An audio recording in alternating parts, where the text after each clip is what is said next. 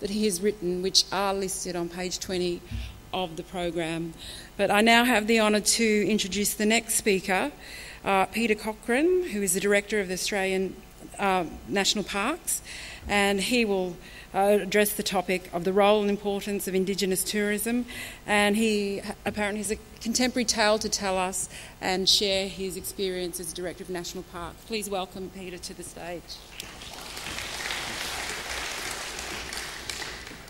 Thanks, Terry. Good morning. Can I pay my respects to the Indigenous peoples of the Larrakia Nation, their elders past and present, and also to your future generations. And may they realise their hopes and dreams, and I hope tourism is a part of that.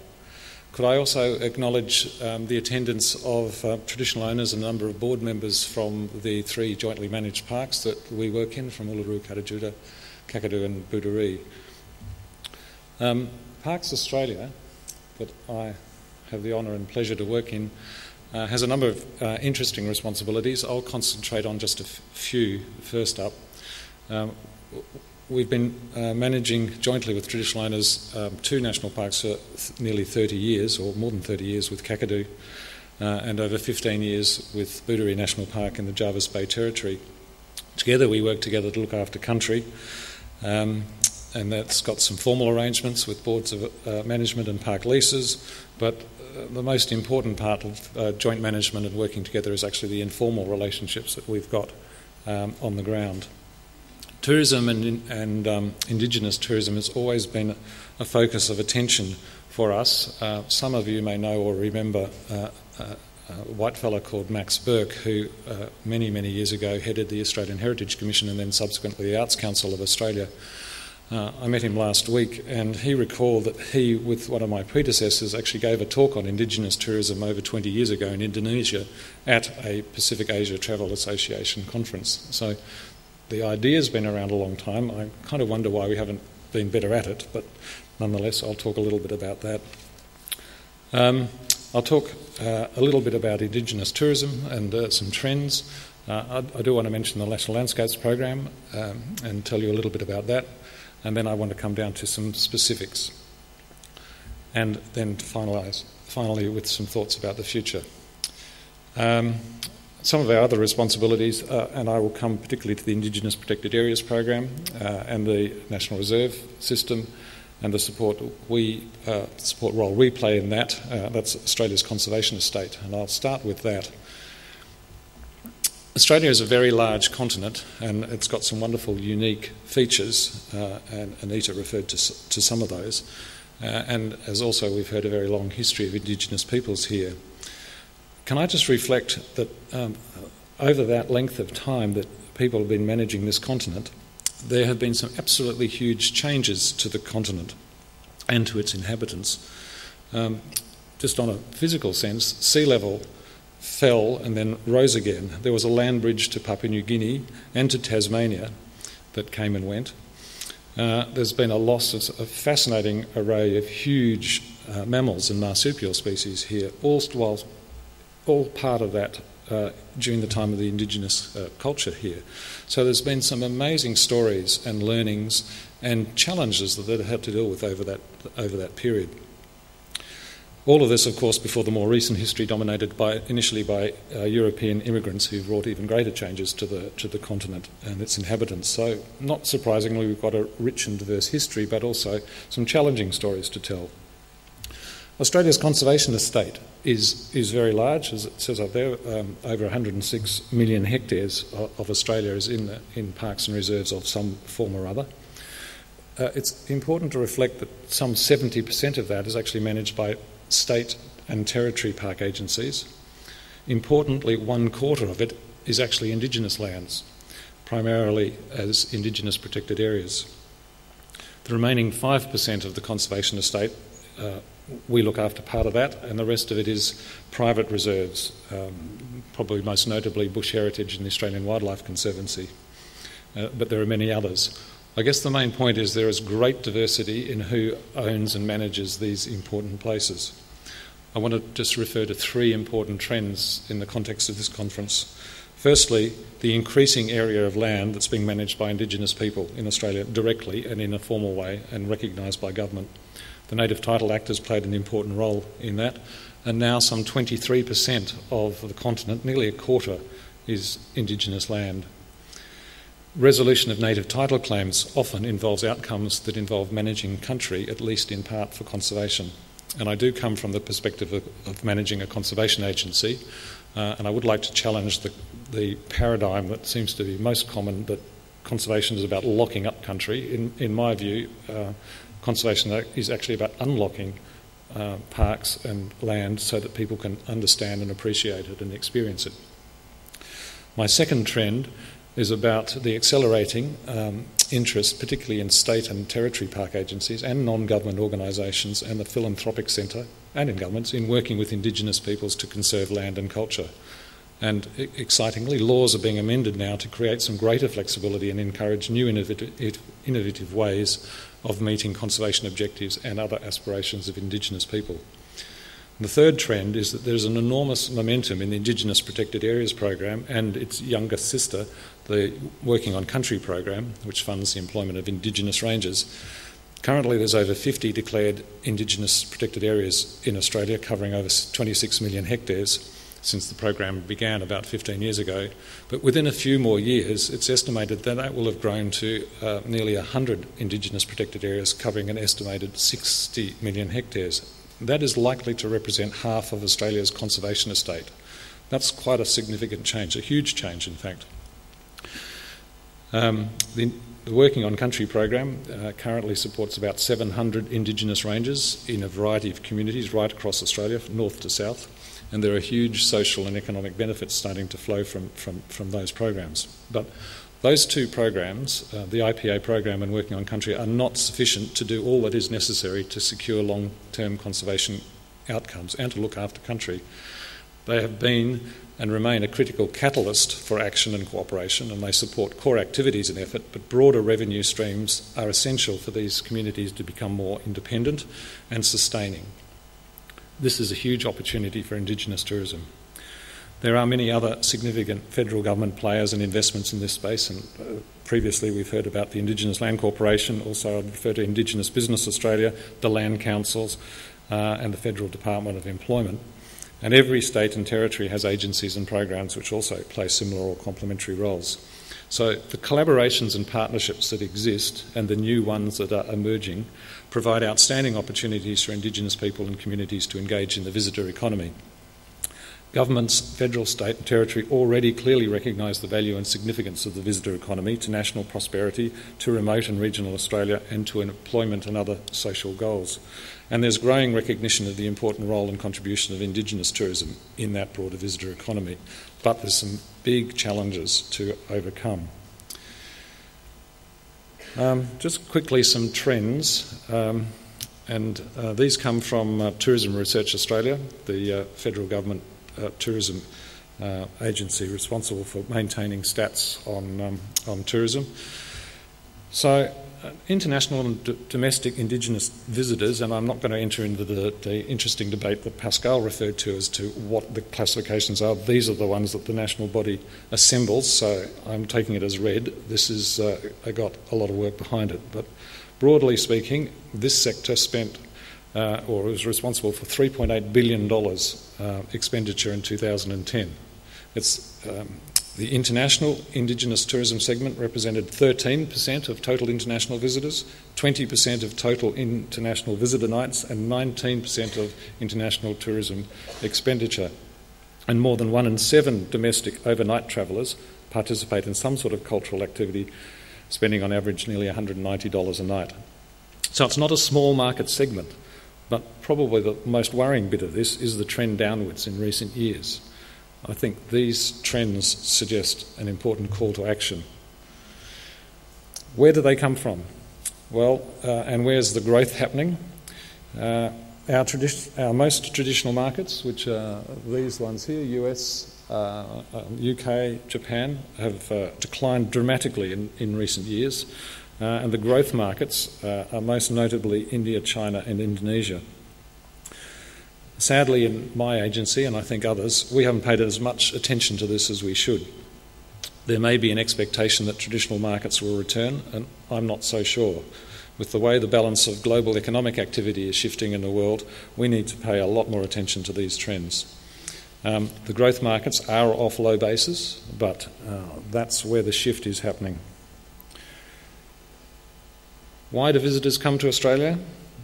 Clearly, they come for business, they come for specific events, they come for family reunions and holidays.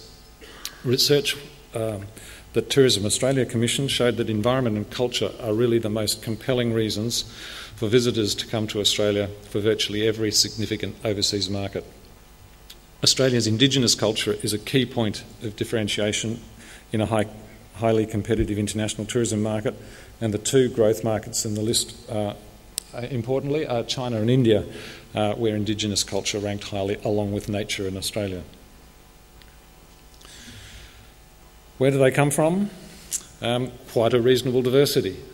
Again, traditional markets, US, Europe, Canada, France, Germany, UK, all dominate the market at the moment, but the growth is coming from Asia. What do they do when they come?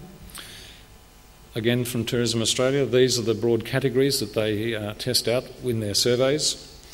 And I don't want to go at any great length, you can read those, but it seems to me that there's some fairly passive experiences in that, and I may be doing some injustice to some outstanding products and services, but I think there's scope for a lot more diversity and most particularly engagement and on an experiential basis. So Tourism Australia's target market is the experience seeker, those who are really seeking something that will change their life, that Anita spoke very eloquently about before. Experiences lie at the heart, and more than metaphorically, of what compels this market to travel. And experiences of nature and culture combined with that bewildering diversity and complexity of Australia's natural environment and our conservation estate is what led us, Parks Australia, to partner with Tourism Australia to develop and manage the National Landscapes Program. This aims to make, in one soundbite, Australia much more digestible to the international visitor by creating some sort of structure and rationale as to why and where visitors could engage, learn, and perhaps something and understand something about our rich natural heritage and our environments.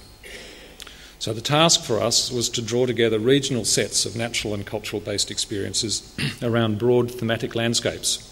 For example, the Kimberley, the Red Centre, the Great Barrier Reef, the Great Southwest Edge in southwest Western Australia, the Australian Alps, by way of example.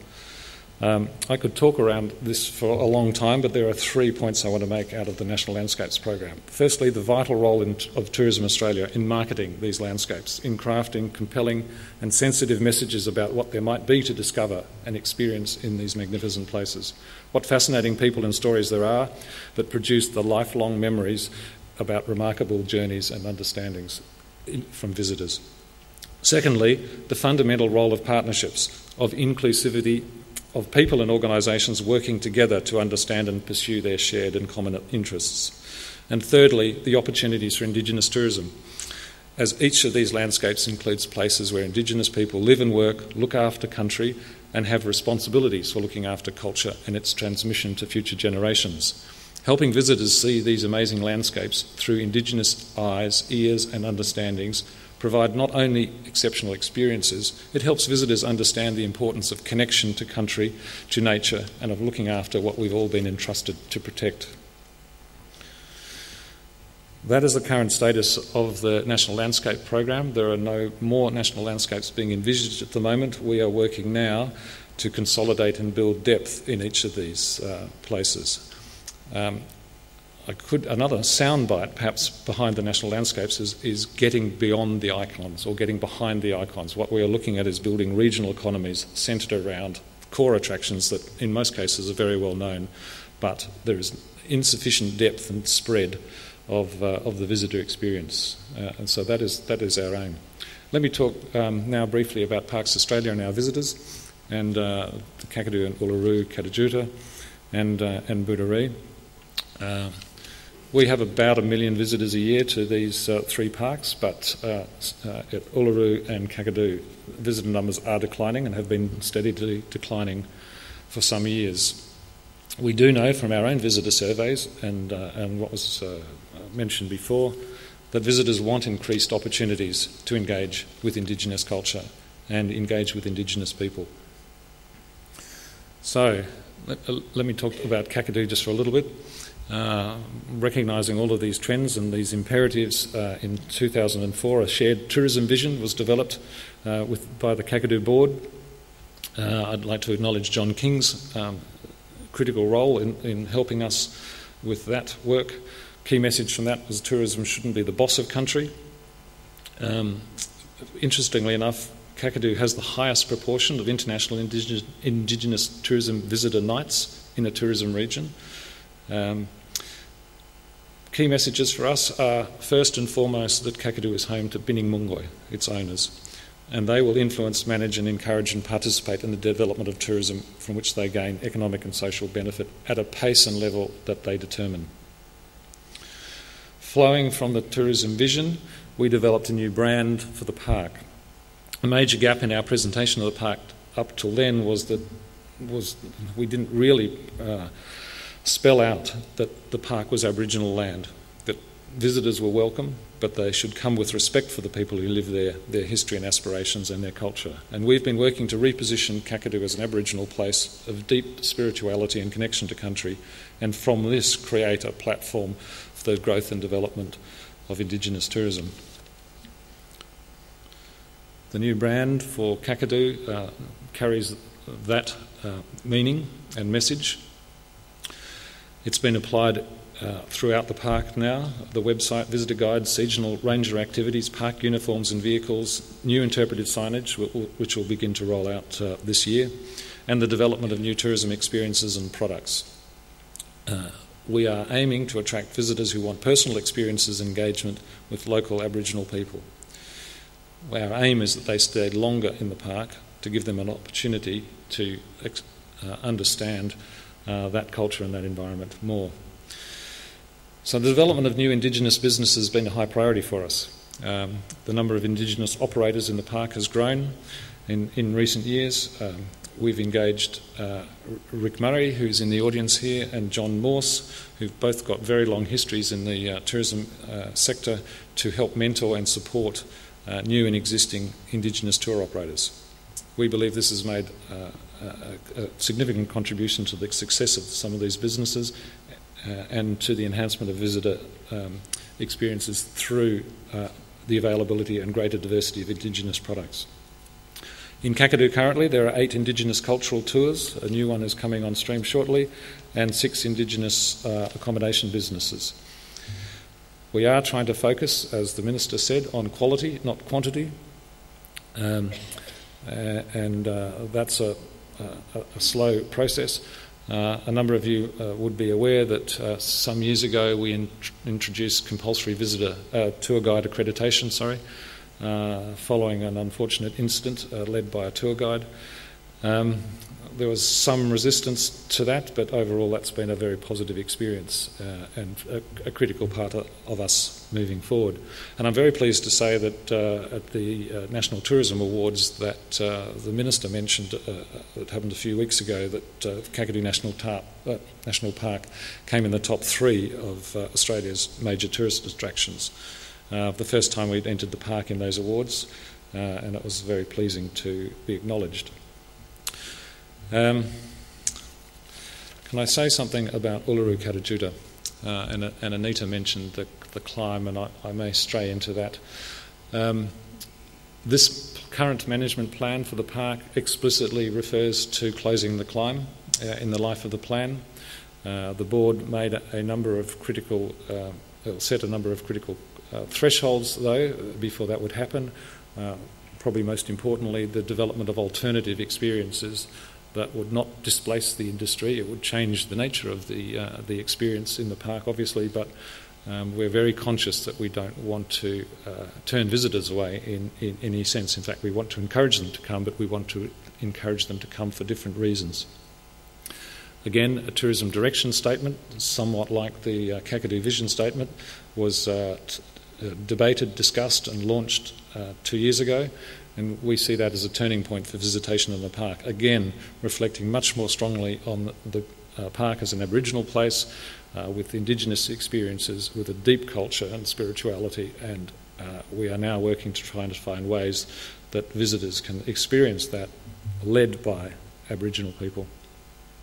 We believe over the next decade Indigenous tourism will become a much stronger focus for the park, and we're doing what we can to help Anangu engage more closely with the tourism industry and develop their own businesses. I'd like to just acknowledge the strong support and close working relationships that we've developed with Tourism NT and the Central Lands Council, in particular, to encourage the development of new businesses. Our aim, obviously, is to get memorable insights into the park's natural and cultural values, meaningful opportunities, and building on those strong partnerships.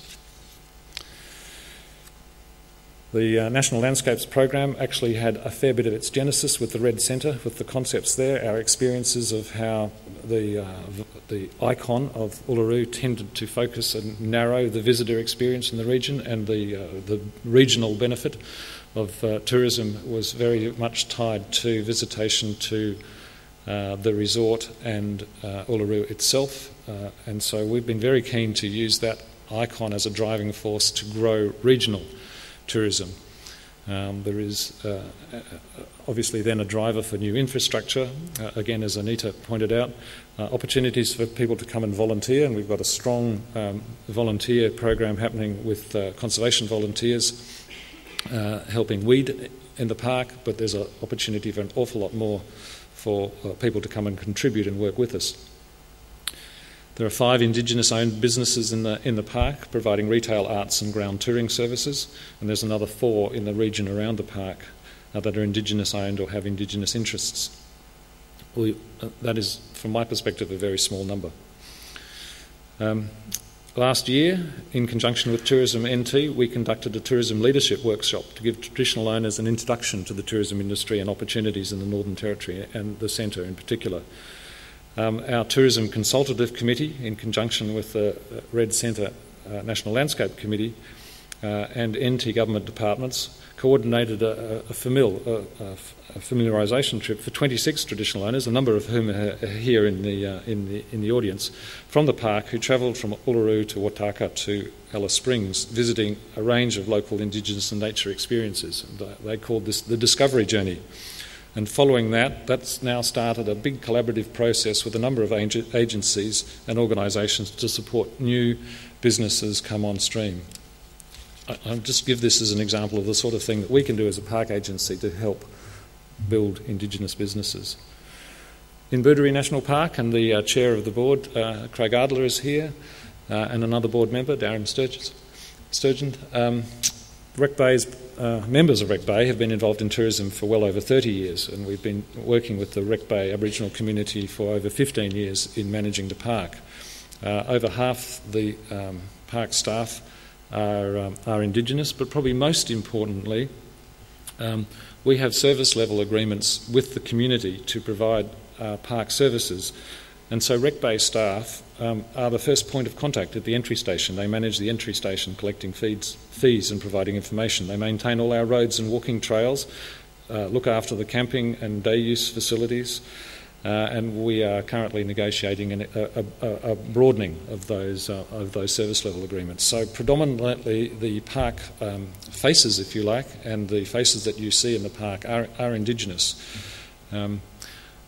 That's a reflection of us trying to use the resources and capacities that we've got in various ways to create opportunities for the local community. This approach was a very big factor in Boordaree winning the International Responsible Tourism Award that was presented in London in late 2010.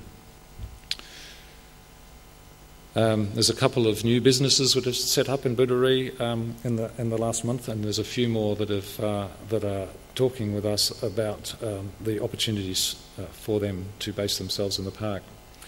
So lastly, I just, having talked a bit about opportunities and what we're trying to do to support and encourage some great ideas becoming realities, there are challenges and hurdles. We've been doing our jobs long enough to be aware of the practical barriers that exist to establishing and sustaining an Indigenous tourism business if a community, family or individual wants to take that path. These include numeracy and literacy, remoteness and distance from market, business expertise, capital, skills, and probably most importantly, reliable partners who can bring complementary skills and expertise. There are also challenges, frankly, that arise from collective decision-making. Land titles are held and decisions made, sometimes by large numbers of trustees and community members, not all of whom share the same views and aspirations. As Pascal said, this is hard work. It's a formidable set of obstacles, but they're not insurmountable. There are many shining examples of great success, and later on in the conference we'll hear about a number of those. Often a key factor is continuing mentor and sustained support through the start-up phase. Governments, organisations and all of us have a role to play in helping those who want to develop new businesses. So that's a responsibility we share, to learn from each other and to help others realise their dreams. Thank you very much.